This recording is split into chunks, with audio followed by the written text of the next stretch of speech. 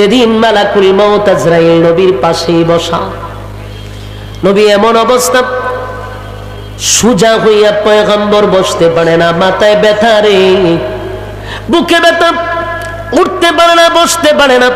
পয়গম্বর দাঁড়াইতে পারে না। সাহাবায়ে কেরাম মসজিদে নববীতে নবীর জন্য অপেক্ষায় ছিলেন। গোটা মসজিদে নববীতে পয়গম্বরের জন্য সাহাবীরা বসে রইল। ফজরের নামাজ তো ইমাম তো আমার নবী পড়াইতেন, নবীর পিছনে সাহাবীরা দাঁড়াইয়া নামাজ পড়তো। কত বরকতি ইমাম পাইছে, কত বড় ইমাম। সাহাবীরা নবীর নামাজের অপেক্ষায় বসে রইল, কিন্তু নবী আসে না রে। নামাজের টাইম চলে যায়, নবীর অপেক্ষা করতে করতে ফজরের টাইমটা চলে যায়। অবস্থা খারাপ দেখে হযরত আবু বকর সিদ্দিক রাদিয়াল্লাহু তাআলা আনহু মসজিদের মিম্বরের সামনে নামাজের ইমামতির মুসল্লায় দাঁড়ায়া গেছে। যেই মাত্র আবু বকর দাঁড়ায়া গেল ইমামতির মুসল্লায়, সাহাবায়ে কেরামদের বুঝতে বাকি নাই যে ইমামতির মুসল্লায় নবী দাঁড়াইছে, এখানে দাঁড়ানোর সাহস কারো নাই। আবু বকর দাঁড়ায়া গেছে, তার মানে আর কোনদিন নবী এখানে দাঁড়াবে না। নামাজের মধ্যে কান্নার রোল পড়ে গেল, গোটা মসজিদে নববীতে কান্নার রোল পড়ে গেছে রে। আর কোনদিন নবীর পিছনে নামাজ পড়বো না, এটাই ফাইনাল সিদ্ধান্ত। কান্না জড়িত মসজিদে নামাজ চলতেছিল। আল্লাহর নবীর কখনো হুশ কখনো বেহুশ। হঠাৎ করে নবী হুশ ফিরল। আম্মা জান আয়েশাকে বলে, আয়েশা গো, ফজরের নামাজের জামাতের অবস্থা কি? আমার হুশ নাই, আমি বেহুশ। ও আয়েশা, আমার সাহাবায়ে কেরামরা কি ফজরের নামাজ পড়ছে? আম্মা জান আয়েশা বলেন, পয়গম্বর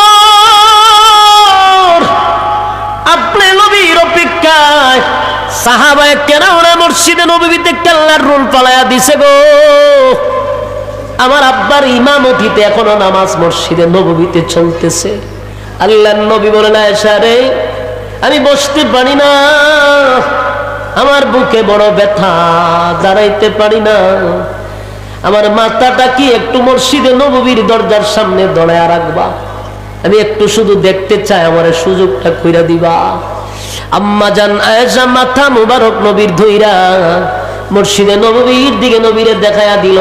নবী এক দৃষ্টিতে নামাজের দৃশ্যটা দেখতেছিল, তাকায়া রইছে ছোট বাচ্চার মতো, চোখ দিয়া মুক্তার দানার মতো নবীর ঘর গড়ায় পানি পড়তেছিল। মুক্তার দানার মতো টপ টপ করে চোখের পানি পড়ে, আর নবী তাকায় আছে এক দৃষ্টিতে হুজুরা শরীফ থেকে তাকায় আছে মসজিদে নববীর দিকে। আম্মা যারা এসে বলে, নবী গো, নামাজের দৃশ্যগুলি দেখে আপনার চোখের পানি কেন এইভাবে মুক্তার দানার মতো ঝরতেছে? আমার আব্বা নামাজ পড়ায় গো নবী, এই জন্য কি কান্দেন? আল্লাহর নবী কান্দে আর বলে, আয়েশা রে, সব কান্না কিন্তু দুঃখের কান্না হয় না। সব কান্না কি দুঃখের হয়? 10 বছর পরে আপনার ছেলে যদি আমেরিকার থেকে আসে, আপনি কানবেন, তখন কি দুঃখের না আনন্দের? সব দুঃখের কান্না হয় না। কেউ যদি কাউরে 10 লাখ টাকা এমনি দিয়া দেয়, খুশির সুরে অনেকে কান্না শুরু করে। এটা কিন্তু দুঃখের কান্না নয় গো, এটা আনন্দের কান্না। নবী যখন মসজিদে নববীর দিকে তাকায়া দেখে আবু বকর ইমাম, সাহাবায়ে কেরামরা মুসল্লি, গোটা মসজিদটা ভরপুর, নামাজ চলতেছিল, নবীর চোখ দিয়ে পানি পড়তেছিল। আম্মা যারা এসে বলেন, কেন কান্দেন? নবী বলেন, এটা যে আমার আনন্দের কান্না। আয়েশা রে, নামাজের দৃশ্য দেখে আমি কান্দি।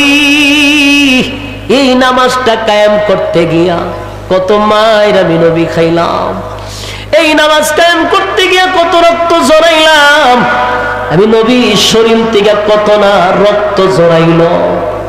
এই নামাজ কায়েম করতে গিয়ে আমার সাহাবীরা শাহাদাত বরণ করলো। এই নামাজটা কায়েম করতে গিয়ে বাইতুল্লাহ যখন আমি সেজদা দিলাম, আমার গলার মধ্যে গামছা লাগাইয়া বেঈমানরা অলিতে গলিতে আমার টানছে। আমার সেজদায় গেলে আমার পিঠের উপরে নারী বুড়ি পর্যন্ত উঠায়া দিত।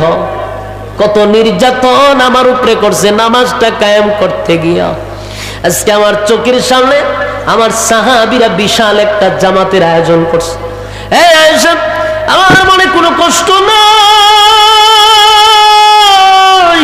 কোনো কষ্ট নাই গো, আমার মনে আর কোনো কষ্ট নাই।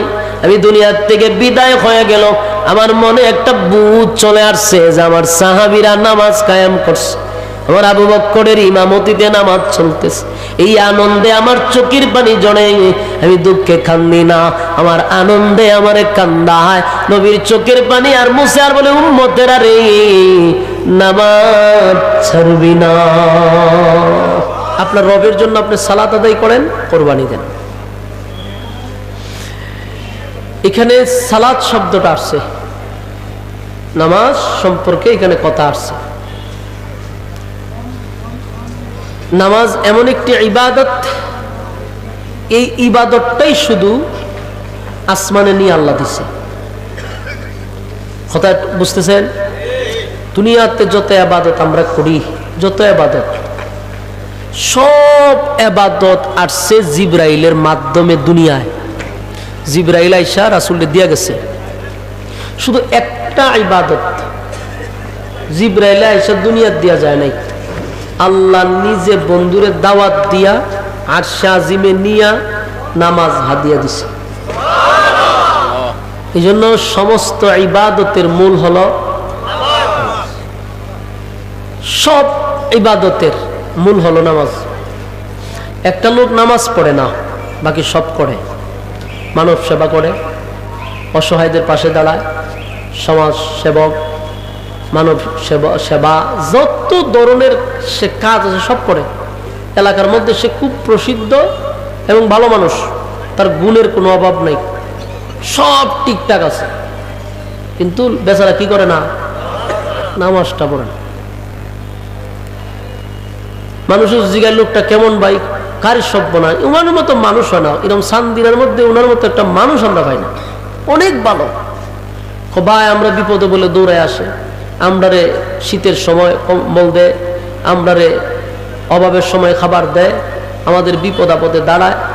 এক কথা দুঃখী মানুষের একজন নেতা। এই গুণ কইতে কইতে 100 কই লিছে। নামাজ টামাজ পড়ে না, নামাজটা পড়ে না, এমন ভাবে বেসকি দিয়া কয়, বোঝা যায় নামাজ দিয়ে পড়ে না, এটা কোনো দোষই না। বেসকি মাইরা কয় নামাজটা পড়ে না, তার মানে বোঝা যায় এটা কোনো ব্যাপার না। বাকি আমরা সব বালা, কিন্তু কিতা করে না, নামাজ পড়ে না, নামাজ দিয়ে পড়ে না, এটা স্বাভাবিক কোনো বিষয় না। আল্লাহ বলেন যে বান্দার সব গুণ আছে কিন্তু নামাজ নাই, এর কোনো মূল্য আমি আল্লাহর কাছেও নাই। আমার কথা বুঝছেন না আপনারা? কিতা বুঝছেন? আল্লাহ বলেন তোর সব গুণ আছে কিন্তু কি নাই, তোর কোনো মূল্য আমার কাছে নাই। আল্লাহ তোর কোনো মূল্যই নাই আমার কাছে। তা আমরা দেখুন নেতার অনেক গুণ আছে, কিন্তু আল্লাহ কি কয়, এর কোনো গুণ, এর কোনো মূল্যই নাই আমার কাছে। তাহলে এখন শেষে যুগফল কি হইল কন, জিরো। তা আপনি এই মাঝখান দিয়ে যে এতগুলা বিলাইলেন, মানব সেবা করলেন, মানুষের দ্বারা দূরে দূরে গেলেন, এত খ্যাতি অর্জন করলেন, আল্লাহ তোর কোনো মূল্যই নেই আমার কাছে। এটার একটা এক্সাম্পল আমি কই, একজন হুজুরে কইছিল, ওনারটা নকল করি আমি কই। এক লোক শিল্পপতি, তার ফুল হইলে একটা, আমেরিকা তাকে লেখাপড়া করে, দেশ আসছে। এখন মা বাপের সিদ্ধান্ত অনুসারে বিয়া করাই, বাপের কথা হলে আমার টাকা পয়সার কি অভাব আছে, আমার ফুল হওয়ার যোগ্য, তাহলে আমি বিয়া করা মোট দরকার হলো কুমিল্লা পুরা জেলাটার একবারে চাকরি দিয়ে চাইলাম, সারা জেলা টুকায় একটা মাইয়া বাই করো আমার ফুলাল, গটক লাগাইছে 10টা, পুরা কুমিল্লা জেরা লিতেছে, মেয়ে একটা দেখতেই, হাজারের মধ্যে একটা হইতে, সব গটক 1 মাস ধরে বউ দেখতে দেখতে দেখতে এরা ক্লান্ত হয়ে গেছে। এক গটক আয়া কয়, স্যার আমি যে মেয়ে পাইছি এই মেয়ের 100 গুণ আছে। সব বনাস তো গুণ গুণ কইতে কইতে কইতে কইতে কইতে প্রায় 100টা গুণ কইছে। গুণ কি? মেয়ে গোটা কুমিল্লার মধ্যে লেখাপড়া 1 নম্বর করছে, সারা জেলার মধ্যে কি হয়েছে, সারা জেলার মধ্যে শ্রেষ্ঠ নাম্বার পেয়েছে বোর্ডে, মেধা খুব ভালো কহ। 2 নম্বর মেয়ের চামড়া, যেটা বিদেশি চামড়া, এটা বাংলাদেশি কোনো চামড়া না, দলা সাদা বকবক, ঠিক আছে। চোখ কয়েকবারে বড় বড় হরিণের মতো, চুল কয়টাকে একেবারে ঘন্টার নিচে পড়ে, লম্বাও না বাড়িও না, সর্বদিক দিয়ে এক কথা 100 গুণ কইতে কইতে কইতে কইতে 100 বলেছে। 100 গুণের মাঝখান দিয়ে একটা সমস্যা আছে। বাবা জিগায় সমস্যাটা কি? তা ঘটকের নাইজ দিয়ে হারে যাবে, কোনো সমস্যা নেই। ও কইলাম একটু সমস্যা আছে, কোনো সমস্যা নেই, তখন কোনো সমস্যা নেই। জামাইয়ের বাপে জিগার এমনি মাঝখান দিয়ে কইলেন একটা সমস্যা আছে, ওইটা মুখ দিয়ে বেরিয়ে গেছে গা। 100 গুণ কইছি সমস্যা, যদি একটা তাকে হইল কি, সমস্যা কি? গুণ তো 100 আছে, কিন্তু বাবার জামাইয়ের বাপের ভিতরে একটা কুটুর কুটুর ঢুকছে নি, কথা কই না দি। 100 গুণ কোয়ার পরে মাঝখান দিয়ে ঘটকে কয় একটা সমস্যা আছে, এখন কয় কোনো সমস্যা নাই আপনার, আমি 100 গুণ কইছি, একটা সমস্যা যদি থাকতো তা এটা বাদ দেন না, হইল কিতা? এতগুলা গুণ যেখানে আছে আপনার সমস্যা দুইটা লাভ নাই, তাড়াতাড়ি বিয়ের ব্যবস্থা করে।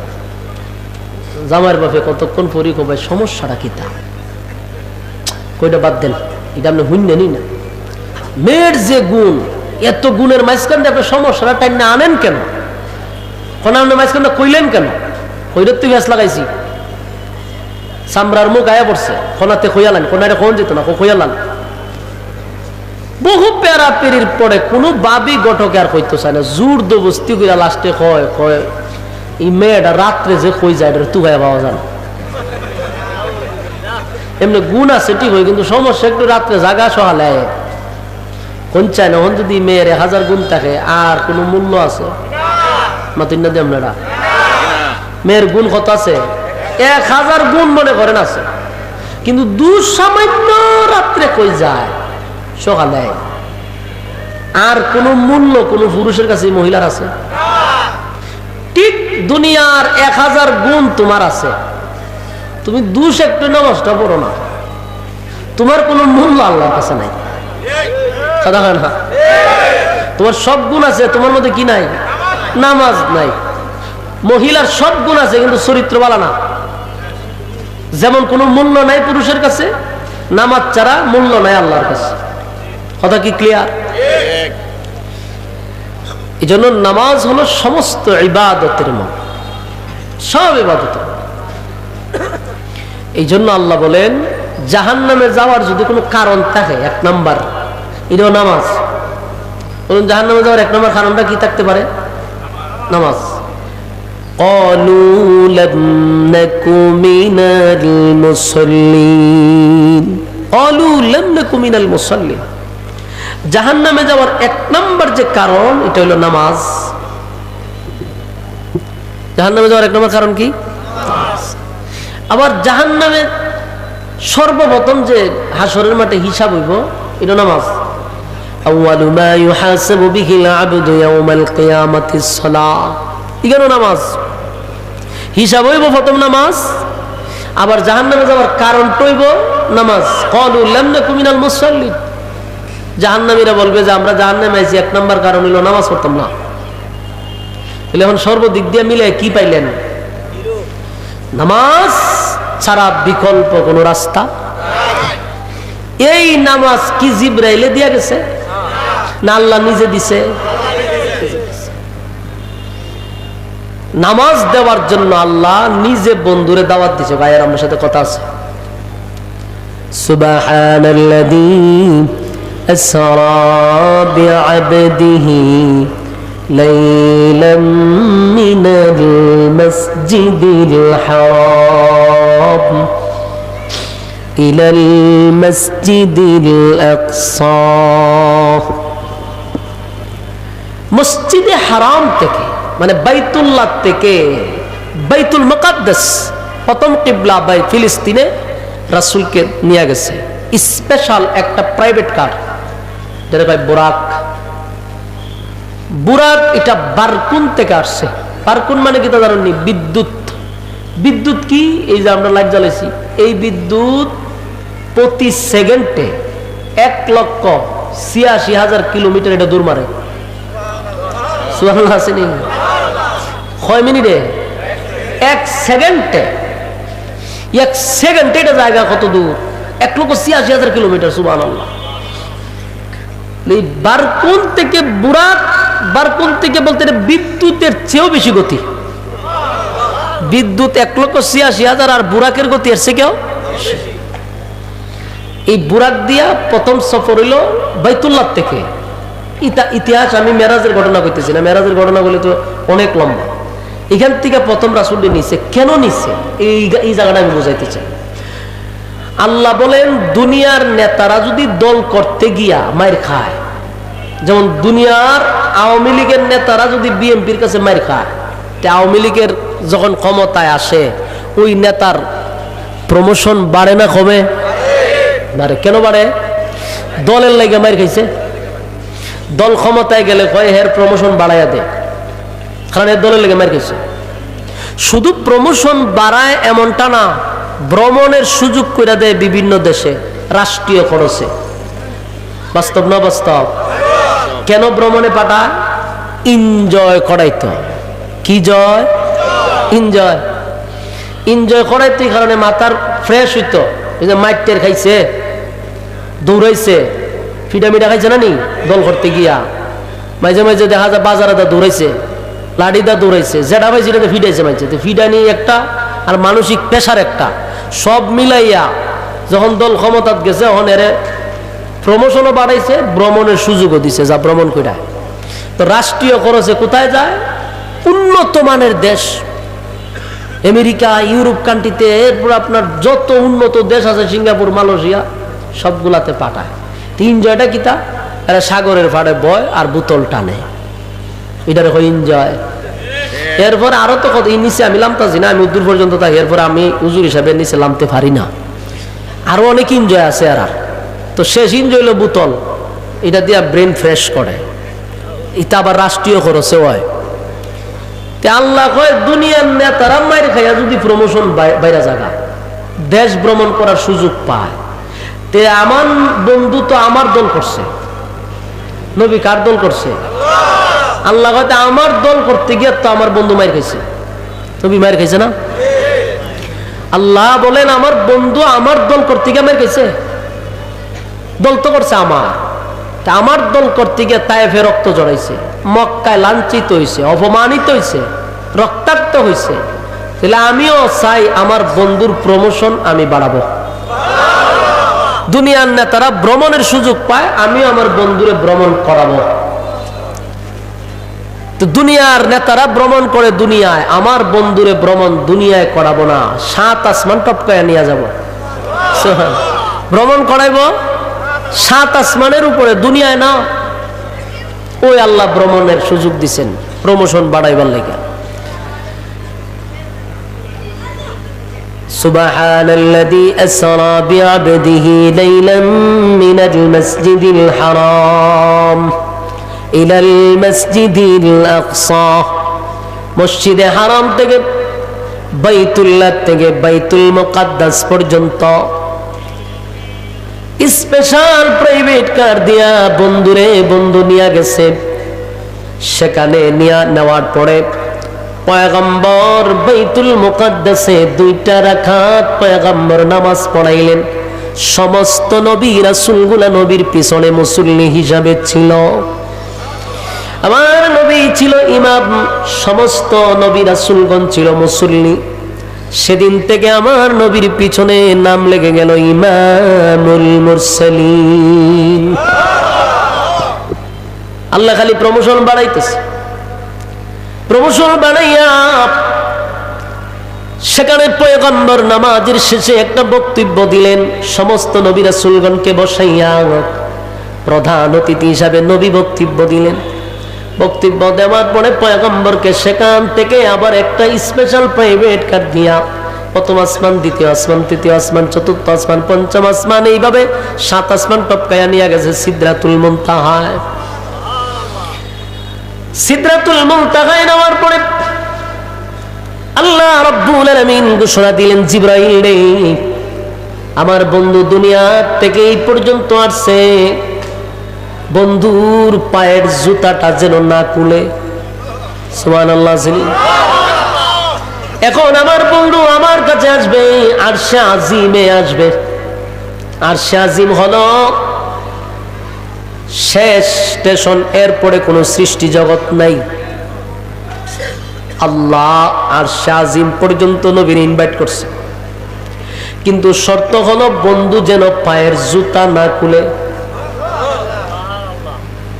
পয়গম্বরকে এবার দাওয়াত দিয়া নিলেন আর শাজিমের ভিতরে। সেখানে যাওয়ার পরে আল্লাহ কথা বললেন পয়গম্বরের সঙ্গে। প্রথমে জিজ্ঞাসা করলেন, বন্ধু আপনি যে আমার কাছে আসছেন, আপনি মেহমান, আমি কিন্তু মেজবান। মেহমান যখন কোনো মেজবানের কাছে আসে, নিশ্চয়ই মেজবানের বাড়িতে কিছু হাদিয়া তোফা নিয়ে যায়। আপনি আমার কাছে আসছেন, বলেন না গো আপনি আমার জন্য কোনো হাদিয়া আনছেননি? সুবহানাল্লাহ। আল্লাহ জিগায়, আপনি যে আমার কাছে আসলেন, বন্ধু বলেন আপনি আমার জন্য কি হাদিয়া আনছেন? আল্লাহর নবী বলেন, মালিক 7 আসমান টপকাই আপনি আমারে আনছেন। আপনি মালিক নিজে আমার ইনভাইট করলেন, আমি আপনার কাছে আসলাম। খালি হাতে আমি আসি নাই, আমি আপনার কাছে খালি হাতে আসি নাই, আমি আপনি মালিকের জন্য হাদিয়া আনছি। আল্লাহ বলেন, বন্ধু গো কি হাদিয়া আনছেন আমার জন্য বলেন? আল্লাহর নবী বলেন, আত্তাহিয়াতু লিল্লাহি ওয়াস সালাওয়াতু ওয়াত তাইয়িবাত। আল্লাহর নবী বলেন, মালিক আপনার জন্য আমি হাদিয়া আনছি। আমার জবান দ্বারায় যত ইবাদত করছি, আমার শারীরিক দ্বারায় যত ইবাদত করছি, আমার অর্থের দ্বারায় যত ইবাদত করছি, মালিক সব ইবাদতগুলি আপনি মালিকের জন্য আমি নবী হাদিয়া আনছি। আল্লাহ বড় খুশি, বন্ধুর হাদিয়া পাইয়া আমার মালিক খুশি হয়ে গেল। আল্লাহ বলেন, বন্ধু আপনি আমারে হাদিয়া দিছেন, আমি বড় খুশি। এবার আল্লাহ রিটার্ন নবীরে আবার হাদিয়া দেওয়া শুরু করলেন। আসসালামু আলাইকা আইয়ুহান নাবিয়্যু ওয়া রাহমাতুল্লাহি ওয়া বারাকাতুহু। আল্লাহ বলেন, আসসালামু আলাইকা আইয়ুহান নাবিয়্যু ওয়া রাহমাতুল্লাহি ওয়া বারাকাতুহু। পয়গম্বর আপনার উপরে শান্তি বর্ষিত হোক, আমি আপনাকে সালাম দিলাম। আপনার উপরে শান্তি বর্ষিত হোক, আপনার উপরে রহমত আর বরকত বর্ষিত হোক। সুবহানাল্লাহ। আমার মালিক বন্ধু রে বন্ধু হাদিয়া দিল। আবার আল্লাহ রিটার্ন 3টা হাদিয়া পয়গম্বরকে রিটার্ন দিয়া বললেন, আপনার উপরে শান্তি বর্ষিত হোক, আপনার উপরে রহমত আর বরকত বর্ষিত হোক, বন্ধু আপনারে হাদিয়া দিলাম। এবার সবচেয়ে আশ্চর্যের বিষয় হলো, এই চান্দিনায় যত আশেকে রাসূল আছেন তাদের উদ্দেশ্যে আমি কথাগুলি বলতেছি। আশেকে রাসূল কথাগুলি দিলের কান লাগায়া শোনা দরকার। আমাদেরকে যদি কোন এমপি ডাক দেয়, এমপি যদি খালি আমাদেরকে ডাক দিয়া কাছে বসায়, আমাদের শরীরের কিন্তু পাওয়ার বেড়ে যায়। এবার মন্ত্রী যদি ডাক দেয় আরো বাড়ে, প্রধানমন্ত্রী যদি ডাক দেয় তখন মিটার ছাড়া কিন্তু কারেন্ট আসে। ওনার মিটার লাগে না, এমনি কারেন্ট আয় করে। কারণ তখন মনের মধ্যে একটা ভাব আসে, প্রধানমন্ত্রী ডাক দিছে রে, ক্ষমতা তো সব হন আমার। তখন কিন্তু প্রধানমন্ত্রীর কাছে গিয়া মায়ের কথা স্মরণ থাকে না, বাবার কথা না, ভাইয়ের কথা না, বন্ধু বান্ধব আত্মীয় স্বজন গ্রাম থানা জেলা কিচ্ছু ইয়াদ নাই। এমন আছে শুধু হে চিন্তা। ওয়ালা ইবাদিল্লাহিস সালিহিন। আল্লাহর নবী বলেন, মালিক আপনি আমারে 3টা হাদিয়া দিলেন। 3টা হাদিয়া একা নিলাম না, আমি একা নিলাম না, আমার সমস্ত উম্মতের পক্ষ থেকে আপনি মালিকের হাদিয়া আমি গ্রহণ করলাম। এখানে কিন্তু নবী উম্মত বলে নাই, না উম্মত ভুলে গেছে? না রে, উম্মত বলে নাই, উম্মত বলে নাই।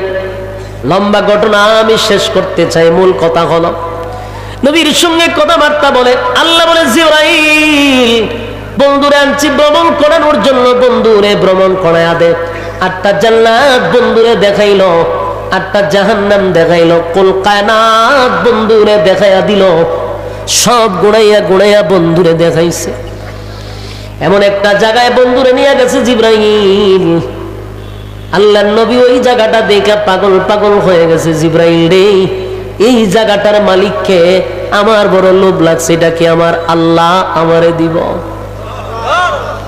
জিবরাইল বলে, নবী গো, এই জায়গা দেখে আপনি পাগল হয়ে গেলেন, জানেননি পয়গম্বর, এই জায়গাটা তো আপনাকে দুনিয়ায় থাকতে আমার আল্লাহ আপনার নামে লেখা দিয়া দিছে। আল্লাহ এই জায়গা আপনারা দিছে, দলিল হলো ইন্না আ'তাইনাকাল কাউসার ফাসল্লি লিরাব্বিকা ওয়ানহার ইন্না শানিআকা হুয়াল আবতার। নিশ্চয় আপনাকে কাউসার দান করছি, কাউসার দান করছি, কাউসার দান করছি। ফাসল্লি লিরাব্বিকা ওয়ানহার, এই কাউসার আপনারা দান করছি, এর বিনিময়ে আপনার রবের জন্য আপনি সালাত এবং কুরবানি করেন। পাইছেন এখন এই আয়াতের মূল কথা, ফাসল্লি লিরাব্বিকা ওয়ানহার। এর আগের আয়াতে বলেন আপনাকে নিশ্চয় আমি কাউসারটা দান করে দিলাম, আপনারে গিফট করলাম, কিন্তু এর বিনিময়ে আপনার রবের জন্য আপনি সালাত এবং কুরবানি কি করতে হবে? সালাত এবং কুরবানি। এই হাউজে কাউসার দেখে নবী পাগল হয়ে গেল। আল্লাহ বলে, এটা আপনাকে আগেই দিয়া দিছি। এবার লম্বা ঘটনা শর্টকাটে বলি, নবীকে যখন দুনিয়ায় ফিরাইয়া দিবে, আল্লাহ জিগায়, বন্ধু চলে তো যাবেন, বলুন না আপনি যে আসলেন আর দেখলেন আর ঘুরলেন, দুনিয়ার নেতারা ভ্রমণ করে দুনিয়ায়, আমি আমার বন্ধুরে ভ্রমণ করেছি 7 আসমানে। বন্ধুগণ, যাওয়ার সময় কি আপনার মনে কোনো কষ্ট আসেনি? আমার একটু বলে যান। আল্লাহর নবী বলেন, মালিক রে, এত আনন্দ আর মহব্বত আমি কোথায় রাখবো, কোথায় রাখবো? আপনি আমার এত সম্মান আর মর্যাদা দিলেন, আমি কোথায় রাখবো বলেন? কোনো মনে কষ্ট নাই, কষ্ট একটাই, আমি মেরাজ করছি, আমার উম্মত মেরাজ করতে পারবে না। সুবহানাল্লাহ। আমার মনের মধ্যে কষ্ট, আমি মেরাজ করলাম, আমার উম্মত কি কোনোদিন মেরাজ করবে? এই ব্যথাটা লইয়া আমি দুনিয়ায় যাব, এছাড়া কোনো ব্যথা নাই। আল্লাহ বলেন, এতটুক ব্যথা লইয়া আপনি দুনিয়ায় যাবেন, আমি আল্লাহ হতে দিব না। এই নেন, আপনাকে আমি 5 ওয়াক্ত নামাজ দিলাম, দিছিল 50 ওয়াক্ত, ইতিহাস জানা আছে, এই জন্য আমি আর বললাম না। 5 ওয়াক্ত নামাজ দিলাম গো নবী, আপনার উম্মতকে দিবেন পড়ার জন্য। যদি 5 ওয়াক্ত নামাজ তারা দুনিয়ায় পড়ে, আপনার সঙ্গে মেরাজ হইছে 7 আসমান টপকাইয়া, আপনার উম্মতের সঙ্গে মেরাজ হবে দুনিয়ায় 5 ওয়াক্তে 5 বার মেরাজ হবে। সুবহানাল্লাহ। এই যুবক ভাই, এই রজব মাস, শাবান মাস, এই মাসের আলোচনাগুলির মূল হতা হলো নামাজ। মেরাজে আমাদের জন্য নবী কি আনলো রে? নামাজ আনলো। মেরাজের আলোচনা কইরা মসজিদগুলা জিলাপি আর মিষ্টি দিয়া গরম কইরা ফেলায়, কিন্তু মূল উদ্দেশ্য কি ছিল এটা জানিও না, করিও না।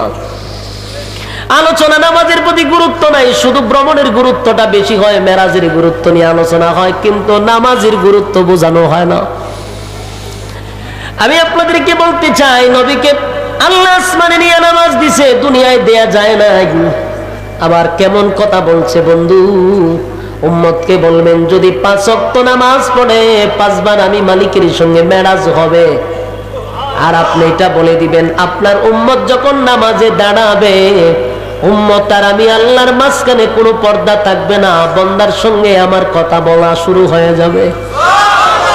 আমার সম্পর্ক হবে উম্মতের সঙ্গে, আপনার উম্মতের সঙ্গে আমার সম্পর্ক হবে নামাজের মাধ্যমে। বান্দা যদি নামাজ পড়ে, আমি আল্লাহর কাছে তার গুরুত্ব আছে, নামাজ নাই তো 4 পয়সার কোনো দাম নাই। এই যুবক ভাই, তাহলে মূল হাদিয়া দিল নামাজ। নবীজিও আমাদের কাছে আয়েশা বললেন, নামাজ পড়ো, আমার আল্লাহ নামাজের বিনিময়ে জান্নাত দিবে। নামাজ বেহেশতের চাবি আমরা জানি, কিন্তু নামাজ না পড়লে তো জান্নাত দিবে না। আমার আল্লাহ বলছে, ফাসাল্লি লিরাব্বিকা ওয়ানহার। আমার মালিক হাউজে কাউসারের পানি পান করাবে রে, তোমাদেরকেও পান করাবে উম্মত। হাউজে কাউসারের পানি যদি পান করতে চাস তাহলে আমার রবের জন্য সালাত আদায় করতে হবে।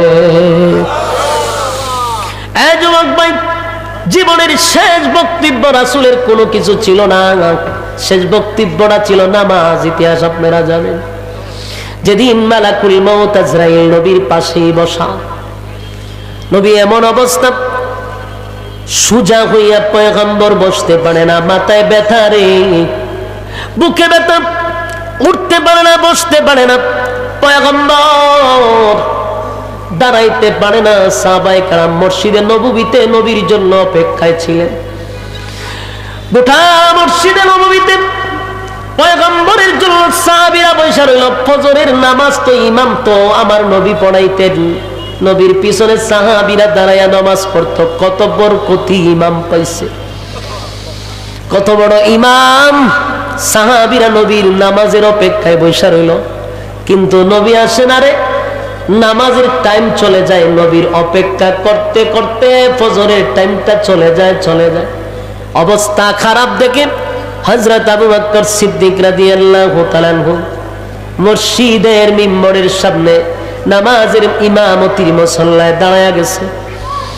যেই মাত্র আবু বকর দাঁড়ায়া গেল ইমামতির মুসল্লায়, সাহাবায়ে কেরামদের বুঝতে বাকি নাই যে ইমামতির মুসল্লায় নবী দাঁড়াইছে, এখানে দাঁড়ানোর সাহস কারো নাই। আবু বকর দাঁড়ায়া গেছে, তার মানে আর কোনদিন নবী এখানে দাঁড়াবে না। নামাজের মধ্যে কান্নার রোল পড়ে গেল, গোটা মসজিদে নববীতে কান্নার রোল পড়ে গেছে রে। আর কোনদিন নবীর পিছনে নামাজ পড়বো না, এটাই ফাইনাল সিদ্ধান্ত। কান্না জড়িত মসজিদে নামাজ চলতেছিল। আল্লাহর নবীর কখনো হুশ কখনো বেহুশ। হঠাৎ করে নবী হুশ ফিরল। আম্মা জান আয়েশাকে বলে, আয়েশা গো, ফজরের নামাজের জামাতের অবস্থা কি? আমার হুশ নাই, আমি বেহুশ। ও আয়েশা, আমার সাহাবায়ে কেরামরা কি ফজরের নামাজ পড়ছে? আম্মা জান আয়েশা বলেন, পয়গম্বর আপনি নবীর অপেক্ষায় সাহাবায়ে কেরামরা মসজিদে নববীতে কান্নার রোল পালায়া দিছে গো। আমার আব্বার ইমামতিতে এখনো নামাজ মসজিদে নববীতে চলতেছে। আল্লাহর নবী বলেন, আয়েশা রে, আমি বসতে পারি না, আমার বুকে বড় ব্যথা, দাঁড়াইতে পারি না। আমার মাথাটা কি একটু মসজিদে নববীর দরজার সামনে দড়ায়া রাখবা? আমি একটু শুধু দেখতে চাই, আমার সুযোগটা কইরা দিবা। আম্মা জান আয়েশা মাথা মুবারক নবীর ধইরা মসজিদে নববীর দিকে নবীরে দেখায়া দিল। নবী এক দৃষ্টিতে নামাজের দৃশ্যটা দেখতেছিল, তাকায়া রয়েছে ছোট বাচ্চার মতো, চোখ দিয়া মুক্তার দানার মতো নবীর ঘর গড়ায় পানি পড়তেছিল। মুক্তার দানার মতো টপ টপ করে চোখের পানি পড়ে, আর নবী তাকায় আছে এক দৃষ্টিতে হুজুরা শরীফ থেকে তাকায় আছে মসজিদে নববীর দিকে। আম্মা যারা এসে বলে, নবী গো, নামাজের দৃশ্যগুলি দেখে আপনার চোখের পানি কেন এইভাবে মুক্তার দানার মতো ঝরতেছে? আমার আব্বা নামাজ পড়ায় গো নবী, এই জন্য কি কান্দেন? আল্লাহর নবী কান্দে আর বলে, আয়েশা রে, সব কান্না কিন্তু দুঃখের কান্না হয় না। এই সব কান্না কি দুঃখের হয়?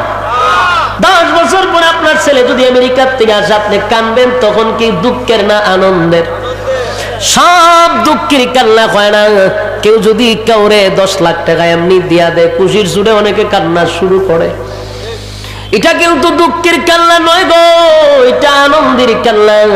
নবী যখন মসজিদে নববীর দিকে তাকায়া দেখে আবু বকর ইমাম, সাহাবায়ে কেরামরা মুসল্লি, গোটা মসজিদটা ভরপুর, নামাজ চলতেছিল, নবীর চোখ দিয়া পানি পড়তেছিল।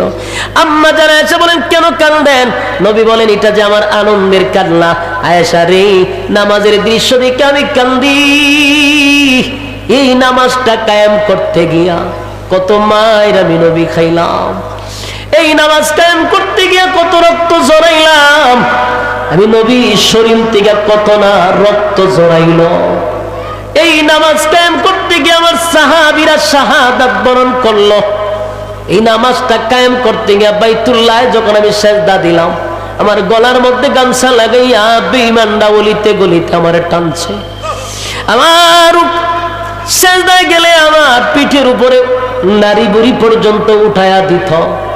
কত নির্যাতন আমার উপরে করছে নামাজটা কায়েম করতে গিয়া। আজকে আমার চোখের সামনে আমার সাহাবীরা বিশাল একটা জামাতের আয়োজন করছে। আমার মনে কোনো কষ্ট নাই, কোনো কষ্ট নাই গো, আমার মনে আর কোনো কষ্ট নাই। আমি দুনিয়ার থেকে বিদায় হয়ে গেল, আমার মনে একটা বুঝ চলে আসছে যে আমার সাহাবীরা নামাজ কায়েম করছে, আমার আবু বকরের ইমামতিতে নামাজ চলতেছে। এই আনন্দে আমার চোখের পানি জড়ে, আমি দুঃখে কান্দি না, আমার আনন্দে আমারে কান্দায়। নবীর চোখের পানি আর মুছে আর বলে, উম্মতেরা রে নামাজ ছাড়বি না। চান্দিনার অনেক ব্যবসায়ীরা কিন্তু অনেক ব্যবসা নিয়ে এখনো বৈশা রয়েছে, ব্যবসা করতেছে, বয়ান শুনতেছে। অনেক মানুষ প্যান্ডেলে আসছেন, হয়তোবা ব্যবসার কারণে অনেকে আসতে পারেন নাই, কিন্তু আমি আপনাদের কাছে নসিহত, এই যে মাদ্রাসা আছে এখানে সুন্দর নামাজের ব্যবস্থা আছে। আজান দিছে, মসজিদে আইসা নামাজ পড়বেন, তারপরে ব্যবসা করবেন। আল্লাহ রাব্বুল আলামিনের দ্বারাই বরকত বাড়ায়া দিবে। এই সুযোগ যদি হাতছাড়া করেন, হাসরের মাঠে আল্লাহর সামনে দাঁড়াইয়া কিন্তু জবাব দিতে হবে। পারবেন নি জবাব দিতে? তাহলে আজকের থেকে নিয়ত করেন কারা কারা 5 ওয়াক্ত নামাজ পড়বেন। লিল্লাহে তাকবীর, লিল্লাহে তাকবীর। হাত তুলে রাখেন, আপনি তুলে রাখেন। আচ্ছা, কে ফাঁকা নিয়ত করছেন নি?